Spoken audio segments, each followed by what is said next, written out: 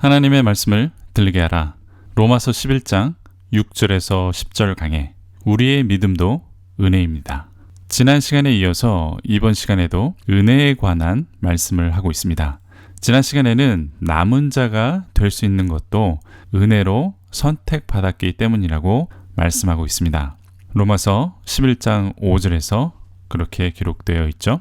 이 시간에도 믿음의 남은 자가 되는 것은 행위 때문이 아니라고 말씀하고 있습니다.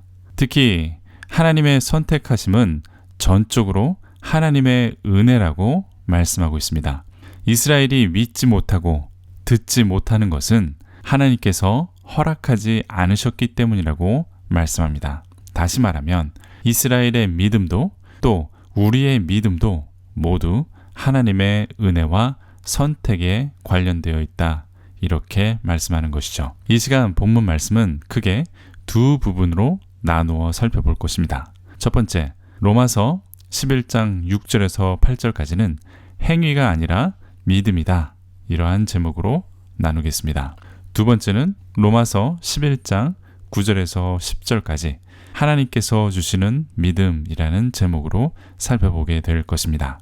그 후 말씀을 함께 묵상하며 나누는 시간을 갖도록 하겠습니다. 은혜가 은혜되지 못한다. 이 말씀을 가지고 모든 것이 하나님의 은혜라는 그러한 관점으로 나누는 시간을 갖도록 하겠습니다. 우리의 믿음도, 우리의 신앙도, 우리의 어떤 행위도 우리는 자랑할 것이 없습니다. 왜냐하면 모든 것이 하나님께서 주신 은혜라는 고백과 함께 오늘의 말씀을 살펴보겠습니다. 이 행위가 아니라 믿음이다. 로마서 11장 6절에서 8절. 6절을 보겠습니다. 만일 은혜로 된 것이면 행위로 말미암지 않음이니 그렇지 않으면 은혜가 은혜되지 못하느니라. 이 구절은 앞선 구절에 remnant, 즉 남은 자가 은혜로 선택받았다라는 것에 보충을 해주는 말씀입니다. 유대인들은 남은 자 또는 의인들이 그들의 행위로 인하여 선택되었다고 믿습니다. 율법의 신실하고 선한 행위로 남은 자들이 형성되었다고 생각한 것입니다. 하지만 사도 바울은 하나님의 은혜로 남은 자들이 형성이 되었다. 이렇게 말씀하고 있습니다. 특히 은혜가 은혜되지 못한다라는 이 말을 잘 이해할 필요가 있습니다. 남은 자들이 자신의 행위로 남게 된 것이 아니라는 것이죠. 전적으로 하나님의 은혜로 그들이 남게 되었다는 것입니다. 또한 우리가 믿게 된 그 믿음도 은혜입니다. 또 우리가 이 믿음을 유지할 수 있는 것도 은혜라고 말씀하고 있습니다. 만약 우리의 믿음의 시작과 유지가 어떤 행위 때문이라면 모든 것이 은혜가 아니라는 말씀입니다. 어떤 행위가 들어간다면 은혜가 은혜되지 못하는 것입니다. 행위는 은혜의 산물입니다. 하나님의 은혜 때문에 반응하는 것이 행위입니다. 이 행위는 사랑에 반응하는 것이죠. 행위로 은혜가 이루어지는 것이 아니라 하나님의 은혜 때문에 우리가 행동하는 것입니다. 이제 7절을 보겠습니다. 그런즉 어떠하냐? 이스라엘이 구하는 그것을 얻지 못하고 오직 택하심을 입은 자가 얻었고 그 남은 자들은 우둔하여 졌느니라. 이렇게 기록이 되어 있습니다. 이스라엘이 구하는 것을 얻지 못했다라는 표현이 있습니다. 이 말씀은 9장 31절과 비슷한 용법으로 사용이 되었습니다. 의의 법을 따라간 이스라엘은 율법에 이르지 못하였느니 이 구절과 비슷하죠? 그러니까 이스라엘은 행위로 의롭게 되려고 했지만 도리어 의롭게 되지 못했다는 것입니다. 즉 율법으로 의롭게 되려고 했는데 도리어 의롭게 되지 못했다는 것이죠. 그렇다면 누가 의롭게 되었느냐? 오직 택하심을 입은 자가 의롭게 되었다는 것입니다. 하나님의 선택을 받은 사람들이 하나님의 백성이 되었습니다. 또 하나님의 선택을 받은 사람들이 의롭게 된 것입니다. 때문에 우리가 예수님을 믿게 된 것은 모두 하나님의 선택 때문이었다. 이렇게 말씀하는 것이죠. 다시 말하면 이스라엘은 율법을 통하여 의롭게 되려고 했지만 의롭게 되지 못했습니다. 도리어 의롭게 된 것은 하나님의 선택을 받은 믿음의 사람들이 의롭게 되었다는 것입니다. 때문에 선택받지 못한 남은 자들이 우둔하여졌다. 이렇게 말씀하고 있는 내용입니다. 여기에서 우둔하여졌다라는 단어는 에포로테네산이라는 단어가 쓰였습니다. 원래 이 뜻은 굳어지다, 석화되다 그러한 뜻입니다. 의료적인 용어로 우리가 기브스하는 것과 비슷한 것이죠. 그러니까 선택받지 못한 남은 자들은 도리어 굳어지고 무감각해졌다. 이것을 말씀하는 것입니다. 하나님의 택함을 받지 못한 남은 자들은 더 하나님의 은혜를 구하는 것이 아닙니다. 도리어 마음이 굳어져서 하나님의 예수님을 거부한다는 것입니다. 진리이신 예수님을 보지 못하고 듣지 못하는 굳어진 마음이 되었다는 것입니다. 이제 8절을 보겠습니다. 기록된 바 하나님이 오늘까지 그들에게 혼미한 심령과 보지 못할 눈과 듣지 못할 귀를 주셨다 함과 같으니라. 진리이신 예수님을 거부하고 하나님의 은혜를 굳어진 마음으로 거부하는 나머지 사람들의 상태를 말씀해주고 있습니다. 신명기 29장 4절을 인용하여 말씀하신 것입니다. 동시에 이사야 6장 9절에서 10절의 의미도 혼합되어 이 구절을 표현한 것이죠. 신명기와 이사야의 구절이 매우 비슷합니다. 때문에 신명기와 이사야의 구절을 혼합하여 구약 성경을 인용한 것입니다. 이 구절과 또 비슷한 구절도 이사야 29장 10절에도 나타납니다. 로마서 11장 8절에는 혼미한 심령이라고 표현된 단어가 이사야 29장 10절에서는 여호와께서 깊이 잠들게 하는 영을 너희에게 부어주사 너희의 눈을 감기셨음이니 이렇게 깊이 잠들게 하는 영이라고 표현되어 있습니다. 깊이 잠들게 하는 영이라는 의미는 잠들어서 무감각하게 되었다. 그러한 뜻입니다. 따라서 사도 바울은 이것이 굳어진 마음 이렇게 해석해서 풀어준 것입니다. 굳어진 마음으로 보아도 보지 못하고 듣지 못하는 굳어진 마음으로 보아도 보지 못하고 들어도 듣지 못하는 그러한 영적인 상태를 이렇게 구약을 통해서 우리들에게 표현해 주셨습니다. 하나님의 은혜, 진리의 예수님을 보지도 못하고 그 말씀을 듣지도 못하는 무감각한 잠든 영혼이라는 뜻입니다. 때문에 모든 것이 우리를 깨워주신 하나님의 은혜가 되는 것입니다. 3. 하나님께서 주시는 믿음. 로마서 11장 9절에서 10절. 이제 9절과 10절을 함께 읽어보겠습니다.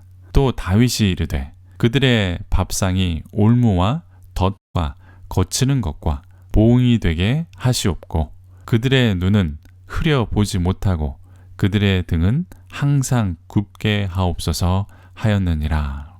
이렇게 기록이 되어 있습니다. 신명기와 이사야에서 인용 구절에 이어서 이번에는 다윗의 시편을 인용하게 되었습니다. 이는 시편 69편 22절에서 23절의 말씀을 인용한 것입니다. 사도 바울은 유대인들에게 이렇게 말씀하는 것이죠. 원래 이 말씀은 다윗이 자신의 적들, 즉 하나님을 믿지 않는 적들에게 내려진 저주의 말씀입니다. 그런데 이 구절을 이제 이스라엘에게 적용시켜서 말씀하는 것이죠. 때문에 이는 아주 충격적인 말씀입니다. 유대인들의 입장에서 들어보면 다윗의 원수, 하나님의 적들에게 저주를 내리신 그 말씀이 자신들에게 적용되고 자신들에게 이루어졌다라는 것이 얼마나 충격적이었겠습니까? 이 말씀은 하나님을 대적하고 이스라엘을 대적했던 적들에게 주어진 저주가 이제 다시 돌아와 이스라엘에게 이루어졌다라는 그러한 충격적인 내용입니다. 이스라엘의 밥상이 올무와 덫이 되었다. 이렇게 표현하고 있는데 밥상이라고 상징되는 것은 유대인들의 예배가 될 수도 있고 식탁의 교제가 될 수도 있습니다. 또 유대인의 열심을 상징하는 것이 될 수도 있습니다. 그런데 이러한 의식과 삶이 도리어 걸림돌이 되고 저주가 되어서 돌아왔다는 것입니다. 이스라엘 백성들이 중요하게 생각한 율법이 도리어 걸림돌이 되었다는 것이죠. 그들이 중요하게 생각한 의로움이 도리어 그들을 의롭지 못한 사람들로 만들었다라는 그러한 숨은 뜻이 있는 구절입니다. 4. 결론 및 요약. 이제 본문의 말씀을 쉽게 번역해서 읽어드리겠습니다. 6절부터 보겠습니다. 그리고 만약 은혜로 되었다면 더 이상 행위로 된 것이 아닙니다. 그렇지 않다면 더 이상 은혜는 은혜가 아닙니다. 그러면 어떤 결과가 생겼을까요? 이스라엘은 그들이 찾던 것을 얻지 못했지만 택함 받은 사람들은 얻었습니다. 나머지 사람들은 굳은 마음을 갖게 되었습니다. 기록된 것처럼 하나님은 그들에게 혼미한 마음을 주셨고 오늘까지 그들은 눈이 있어도 보지 못하고 귀가 있어도 듣지 못한다. 그리고 다윗이 말하길 그들의 식탁이 올무가 되고 덫이 되고 넘어지는 돌이 되며 보복받게 해 주십시오. 그들의 눈이 어두워져 보지 못하게 하여 주시고 그들의 등이 굽어 그들의 등이 영원히 굽게 하여 주시옵소서. 이렇게 제 나름대로 번역을 쉽게 해보았습니다. 이제 묵상하는 시간을 갖도록 하겠습니다. 6절에 보면 모든 것이 은혜가 아니라면 은혜는 은혜가 될 수 없다. 이러한 의미로 말씀하고 있습니다. 우리의 믿음의 시작도 전적으로 하나님의 선택으로 이루어진 하나님의 은혜입니다. 우리가 현재 가진 믿음도 전적으로 하나님의 은혜입니다. 그리고 우리가 앞으로 유지할 믿음도 전적으로 하나님의 은혜인 것이죠. 우리의 행위나 우리의 공로는 하나도 없습니다. 이것은 제 말이 아니라 성경의 말씀입니다. 그렇지만 가끔 저에게 질문하시는 분들 중에는 우리의 믿음도 중요한 것이 아니냐, 그렇다면 행위는 전혀 필요 없는 것이냐, 이렇게 묻는 분들도 있습니다. 우리가 믿음을 가질 수 있는 것도 전적으로 하나님의 선택과 은혜 때문이라고 성경은 말씀하고 있습니다. 하나님께서 허락하지 않으시면 우리는 볼 수도 들을 수도 없기 때문입니다. 때문에 믿음을 가질 수 없을 것입니다.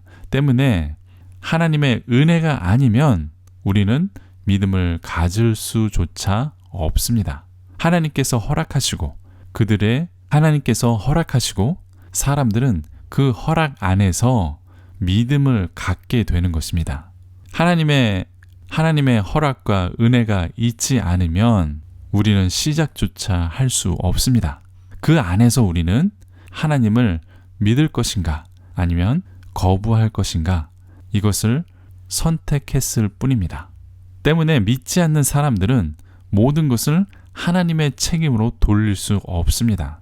누구에게나 하나님께서는 믿을 수 있는 기회를 은혜로 주셨습니다. 그런데 많은 사람들은 그 은혜를 거부한 것이죠. 그리고 굳은 마음을 갖고 하나님의 은혜를 저버린 것입니다. 그들의 굳은 마음으로 하나님의 은혜를 보지도 못하고 듣지도 못하는 그러한 마음이 되었습니다. 하지만 우리는 하나님을 믿고 하나님의 은혜를 받아들인 것이죠. 나의 믿음으로 하나님을 찾아간 것이 아니라 하나님께서 은혜로 찾아오셨습니다.